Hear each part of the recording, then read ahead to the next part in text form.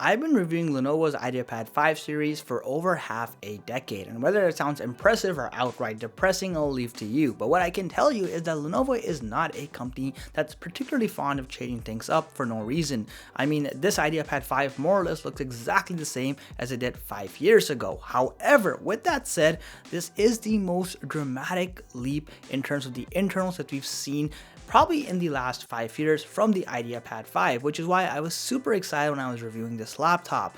Now, the latest models we have here have multiple configurations. The one here in particular is rocking AMD's Ryzen AI 7 processor, 16GB of DDR5 memory, AMD's Radeon 860M integrated graphics. We do have a nice large 1TB SSD. We get Wi-Fi 7 and Bluetooth version 5.4 standards, and yes, this is a 16-inch full HD Plus display. Now, the IdeaPad 5 is ultimately a mid-range productivity laptop, so we'll review it in that capacity.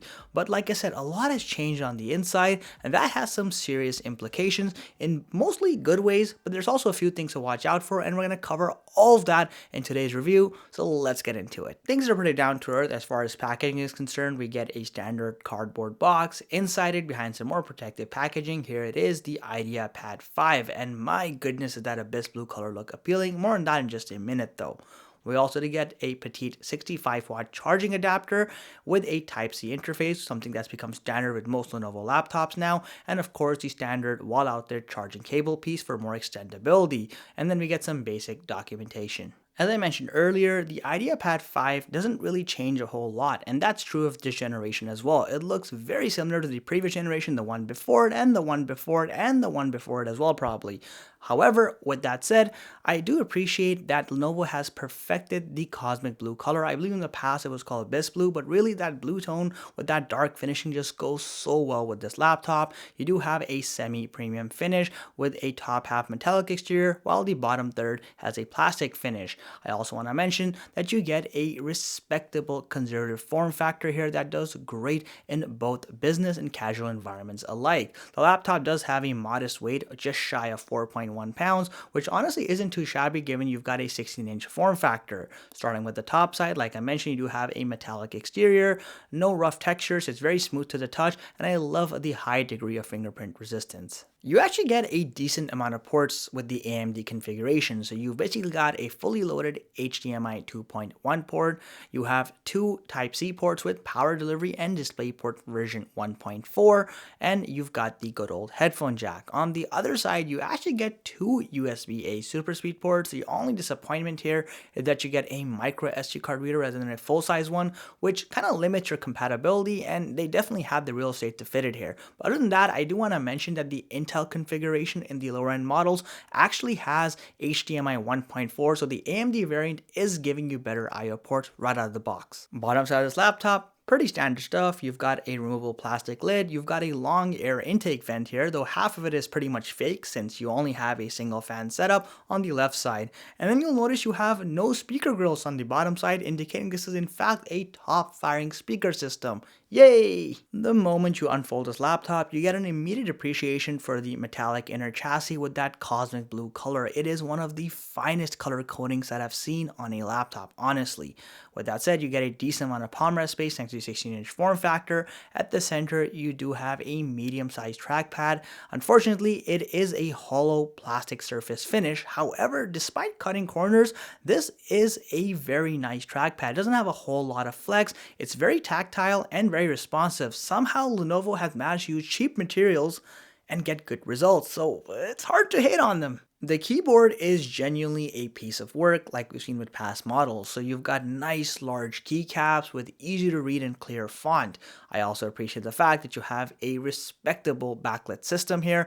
And yes, you do get a 10 key number pad of the 16-inch model so you can do your number crunching productivity. However, my favorite part here is the typing experience. You have a ton of key travel, a nice amount of tactility, and a good amount of softness as well, making this laptop really comfortable to type on for extended periods, and often rivaling, if not exceeding, higher tier laptops like the Dell XPS and MacBook Pro, for example. Right above the keyboard, you'll notice you have a nice long speaker grill because after all, this is a top firing speaker system. As far as the hinge mechanism goes, it's not particularly great. There's a ton of wobble. It's not the most durable hinge mechanism either, so if you're not careful in the long term with the way you open your laptop, there can be potential implications.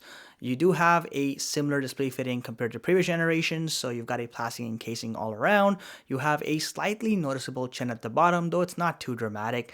At the side, you have reasonably thin bezels allowing for an immersive view, and then the top forehead isn't too big either. At the center, you do have a IR-equipped full HD webcam system. It's not really all that good. It performs quite poorly in medium to low light settings, though it does well enough in brighter settings. Believe it or not, Lenovo has been spamming these same display specs roughly for the past 4 years on the IdeaPad 5, and it's getting a little out of hand with the base display. So things start off nice enough with a IPS panel, a 16-inch size, as well as a full HD plus resolution that gives you a 16:10 aspect ratio. But then it quickly goes downhill because you still get a base 60 Hz refresh rate, and to make matters even worse, you have a peak brightness of just 300 nits, which is barely enough for a well-lit room, but anything beyond that, you are going to get a ton of glare. And the anti-glare coating here is kind of overextended, so instead of reducing and mitigating glare, it kind of just spreads the light even more, not helping a lot. To make matters worse, while you do have a very responsive touch captive system here,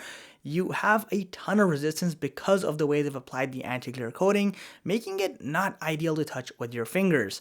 And the worst crime here is the fact that you still get a 45% NTSC rating with the base display in 2025. They should have been 100% sRGB as standard, and why it's not there is beyond me. Now, with that said, it is worth noting, depending on where you are, you may have the option to upgrade this to a higher quality OLED display with a higher refresh rate as well as color spectrum rating. So if color sensitivity is important to you, definitely consider that option if it's available.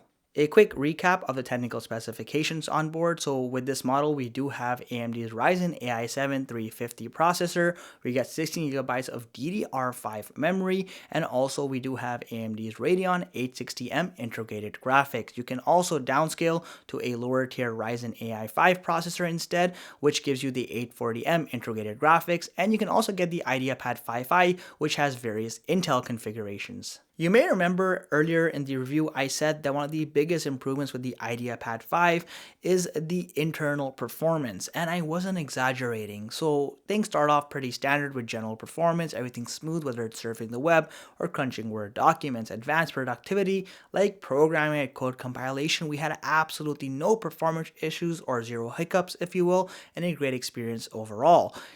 What really impressed me though was when you're doing 3D modeling and programs like Blender, we had such a smooth experience, it was almost unrealistic. So as long as you've got a light to medium intensity model, you're gonna find that there's not a lot of frame drops, you can actually add quite a bit and you don't run into any major limitations, something that would be absolutely unheard of a generation or two ago with the older IdeaPad 5 models.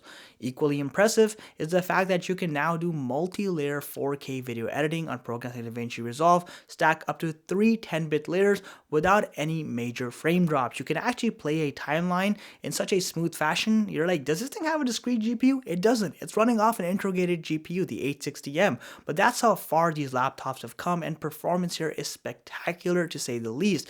Render times are also quite fast when you're actually trying to render all these 4K files at the same time. Now, gaming performance, just as impressive. Casual gaming is entirely in smooth experience. Games like Counter-Strike Go 2, for example, can consistently hit close to 60 frames per second at high settings with the native resolution enabled, showing you again just how far integrated GPUs have come compared to a generation or two ago, and this is one of the best IdeaPad 5s I've seen in terms of performance to date. The IdeaPad 5 is one of the handful of laptops that still allows you to get a respectable self-upgrade option. So you have two SODIMM DDR5 slots, which can be maxed at 32 gigabytes of memory. Furthermore, you get two M.2 slots as well, not one, but two, which means you don't have to replace your existing SSD, you can just add a second one to double your storage. And yes, the connectivity module is also M.2 based, so if it goes bad or you want to upgrade to a more powerful Wi-Fi system in the future, you can do that as well. Thermals, for the most part, are quite impressive. So we found under a unrealistic peak load, this laptop hit a average surface temperature around 39 degrees Celsius, which is a full 3 degrees cooler than the previous generation. A more realistic sustained load, however, will yield you numbers around 37 degrees Celsius, which again is quite respectable. Fan noise is not so impressive. So you have a single fan setup, but despite that, when you start doing medium to high intensity workloads, the fan quickly picks up and can hit noise levels around 50 decibels, which is quite loud. So we get a medium-sized 60 watt-hour battery, and while there are gains in efficiency, you can expect a realistic runtime of 9.5 hours with a general productivity use case. Yes, benchmark will yield you higher results, but a real-world use case is generally a better indicator in my honest opinion.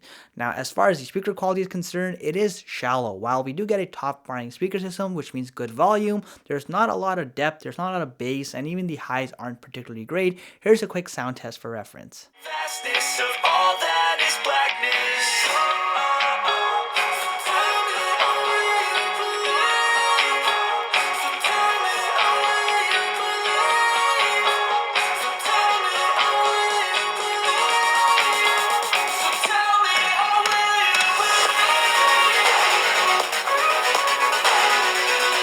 With a $900 price tag, this is probably one of the best iterations of the IdeaPad 5 yet. Yes, it's true it's not a perfect laptop, but you get a ton of value in the form of great performance, hardware, and I/O ports with this machine.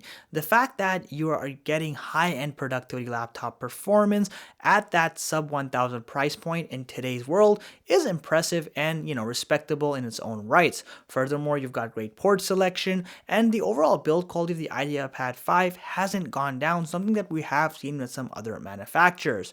Now, the laptop, like I mentioned, isn't perfect. The display is quite lackluster, and the hinge quality is also quite questionable. But despite these flaws, from a general productivity perspective, this is one of the best sub $1,000 laptop configuration you get on the market right now.